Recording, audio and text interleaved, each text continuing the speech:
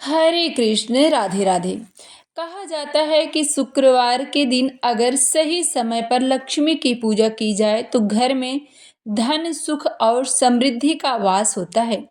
लेकिन क्या आप जानते हैं कि इस दिन दो पहरों का विशेष महत्व होता है और अगर इन पहरों में पूजा सही तरीके से की जाए तो साल भर लक्ष्मी जी की कृपा आपके घर में बनी रहती है। हिंदू परंपरा के अनुसार शुक्रवार का दिन माँ लक्ष्मी को बहुत ही प्रिय होता है। हिंदू परंपरा में दिन को अलग अलग पहरों में बांटा गया है। शुक्रवार के दिन दो खास पहर माने जाते हैं। पहला पहर जो शुभ और लक्ष्मी आगमन का समय माना जाता है, जो सुबह ब्रह्म मुहूर्त का होता है, और दूसरा प्रहर जिसमें पूजा करने की सलाह दी जाती है, यानी सुबह 10 बजे के पहले।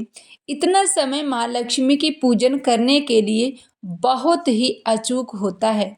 और इसके बाद जो दूसरे तीसरे प्रहर की पूजा की बात करें, यानी कि सायंकाल को अपने घर पर, जैसे प्रदोष काल कहा जाता है, अपने घर पे आपको झाड़ू नहीं लगाना चाहिए और ना ही अपने घर के मुख्य द्वार पे बैठना चाहिए और ना ही प्रदोष काल में आपको अपने घर से कहीं बाहर जाना चाहिए। ऐसा करने से आपके घर से माँ लक्ष्मी रुष्ट हो जाती हैं।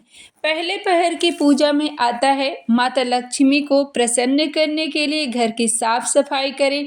माँ लक्ष्मी की मूर्ति हो या प्रतिमा हो, उन्हें स्नान कराएं, उनके समक्ष घी का दीप जलाएं, सफेद या गुलाबी पुष्प अर्पित करें, ओम श्री महालक्ष्मी मंत्र का जप करें। इस तरह से यदि आप पहले समय पूजन करते हैं तो आपकी मनोकामना पूरी होगी, घर में माँ लक्ष्मी की कृपा बनी रहेगी। अब चलते हैं शुक्रवार की पावन पवित्र कथा की तरफ। एक गांव में दो बहुएं रहती थी, एक जेठानी और एक देवरानी। जेठानी बहुत घमंडी और लापरवाह थी, जबकि देवरानी सरल मेहनती और भगवान में विश्वास रखने वाली थी। हर शुक्रवार को देवरानी पूरे मन से माँ लक्ष्मी की पूजा किया करती, घर को साफ करती और दीपक जलाती। वहीं जेठानी इन बातों का मजाक उड़ाती और कहती, इतना करने से क्या होगा। एक दिन शुक्रवार के दिन देवरानी सुबह जल्दी उठी, घर साफ किया, फूल से सजाया और विधि विधान से लक्ष्मी की पूजा की। उसी समय जेठानी ने जानबूझकर घर में गंदगी फैलाई, झाड़ू गलत समय पर लगाया और पूजा का मजाक उड़ाया। कहा जाता है कि उस दिन माँ लक्ष्मी धरती पर घूम रही थी।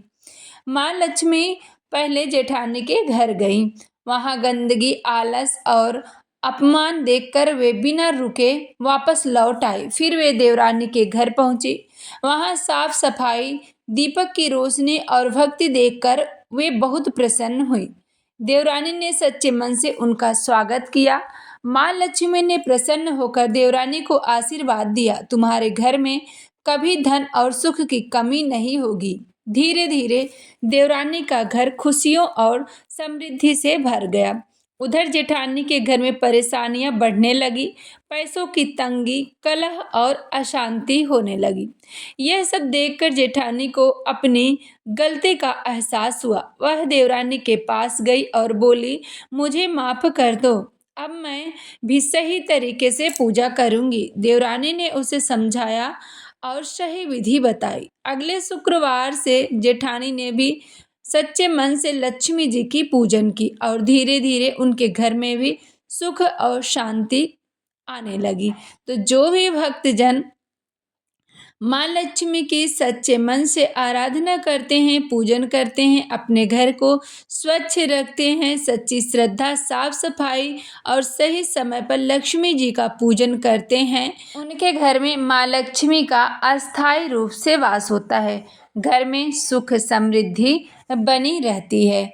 घमंड और लापरवाही से माँ लक्ष्मी लाखों कोसों दूर रहती हैं।